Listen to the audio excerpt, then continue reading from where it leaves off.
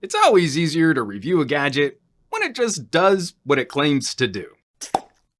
This thing right here is the HELM DB12 mobile headphone amplifier. At the time this video was shot, it was on pre-order through HELM, and it's not cheap. But if you care about mobile audio, it's something you should probably have on your radar. This is the cable what makes things loud, and it does its job very well. Boasting the lowest distortion THX certified amp to ever go in a shell this small, the marketing page is cute for putting some of those qualifiers together, but I'm always interested when a product is built for mobile audio. Walking around the hardware, you've got a headset input and a TRRS headset output. That's critical right from the jump. This isn't just for listening. Your mic input carries through the DB12 also. True blue audiophiles might scoff at headphones that also tackle our phone calls, but that's living the mobile life. And some of those options with inline microphones are really good. Power switch on the side with an extra toggle for bass plus mode, large buttons on the top for volume control, and then a center button which can answer your phone calls, play, pause your tracks, and can activate a voice assistant, and true mobile focus. The DB12 doesn't have its own separate volume control. Plugging it into an Android,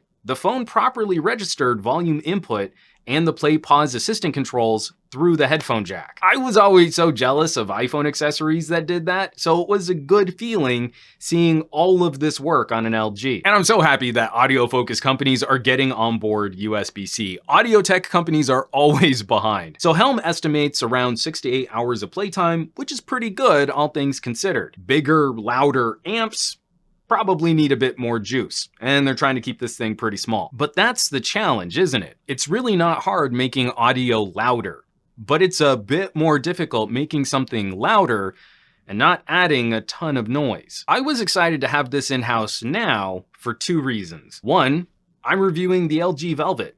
Without the quad DAC, LG's audio quality is still really good, but we lose out on that mega amp that can drive thirstier cans. And 2, I'm just dipping my toes into the world of planar magnetics, and my Odyssey LCD ones really wake up when you feed them properly. So when we start talking audio quality, I have to start with the graphs. The big claim here made me anxious that we could just add 12 dB. Every component in your audio chain will manipulate the characteristics of what you play. So what we hope is that those sonic alterations are so small that we don't notice. And boy, howdy, the DB12 is in territory where I can scientifically see some differences, but I doubt all but the most golden ears, which I don't have, would be able to detect those differences. This is super clean game. A couple magical things happen when you can improve signal. It allows you to back off the internal amp of your phone. It's never a great idea to drive an audio system to its absolute limit. It seems like you're not getting what you pay for, but having headroom is always better. The luxury here is being able to turn it down and still drive nicer headphones. From my LG Velvet audio deep dive review, the audio quality of the phone is good,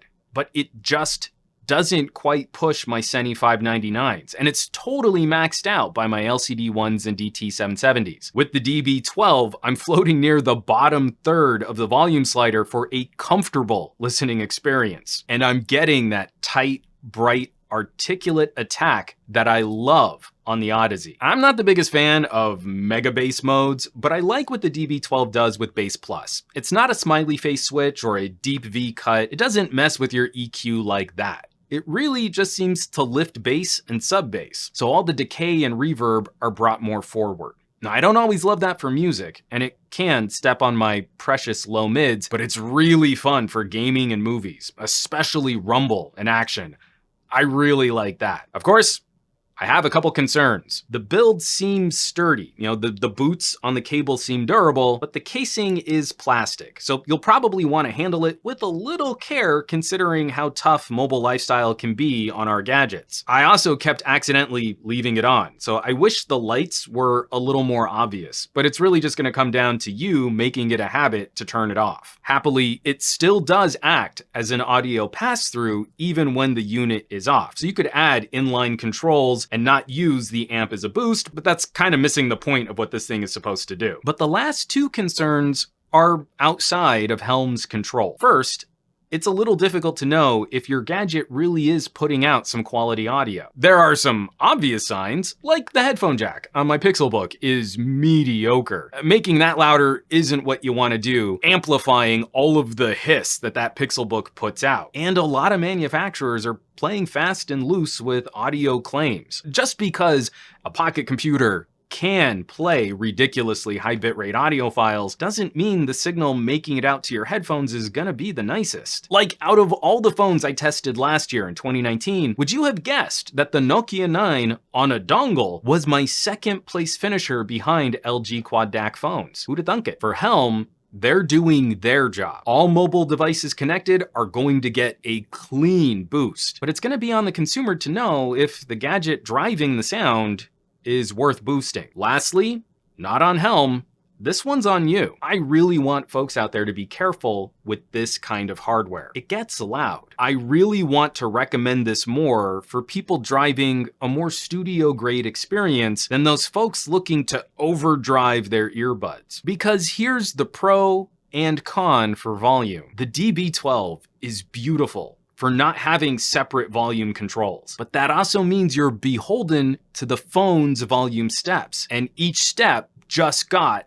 a lot louder. This is so cool if you've got 25 or more volume steps, but a phone like the Velvet has 15. That's almost zero room to make a mistake where your ears might get a bit of a shock. Even down to the difference in volume between tracks, those differences just got a 12 dB boost. I'd recommend using some kind of normalizing plugin if you can. There are built-in normalization options on a lot of phones out there, and I'm usually not a fan of that. But keeping playback volume more consistent means you're less likely to mess around with the volume controls and encounter a nasty surprise. Whew, okay. That was a lot of talking. We should probably wrap this up. Where's that leave us with the Helm DB12? It's not cheap, but it nails what it sets out to do. This is a niche power player in the world of portable audio. Because you're probably wondering, like I am, how big this demographic might be with so many manufacturers dropping the headphone jack from their products. But it's an adapter built for people who care about these kinds of features. Traditional portable headphone amps are often the size of small portable batteries, and the dream of audiophile quality USB-C dongles really hasn't been realized outside of a small collection of boutique options. But what about people who care? Maybe it's someone who owns a gaming phone and everything is great except the headphone amp, which is often kind of weak. Or it's someone who wants to move easily between a handful of gadgets with the same pair of headphones. Or maybe you are living the dongle life and you just want to give this a shot in the arm with some hardware that will be a lot harder to lose. I mean, this is totally silly. I'm not actively recommending this, but digging up an old Razer USB-C dongle, hooking up the DB12 and plugging that into my Pixelbook is so much better than the hissy mess which is the Pixelbook's built-in headphone jack. That makes the product recommendation here a little more nuanced. I'm impressed with what the DB12 can do, and someone considering their whole audio chain, I think they're gonna do really well with this amp. I'll of course leave some links down below where you can find more info on the Helm DB12, maybe shop one of these bad boys online. As always, thanks so much for watching, for sharing these reviews, and subscribing to the channel. Audio has always been my first love, my passion, my joy. And it's always fun finding a few accessories to help us treat our ears. So if you'd like to help support the production of more audio kit conversations like these, there are some links down below. There's a support page on SomeGadgetGuy.com, or you might consider joining the list of names currently scrolling by on your screen. That's a growing community of fun, like-minded tech pals, a huge resource for me as I'm planning future videos and reviews.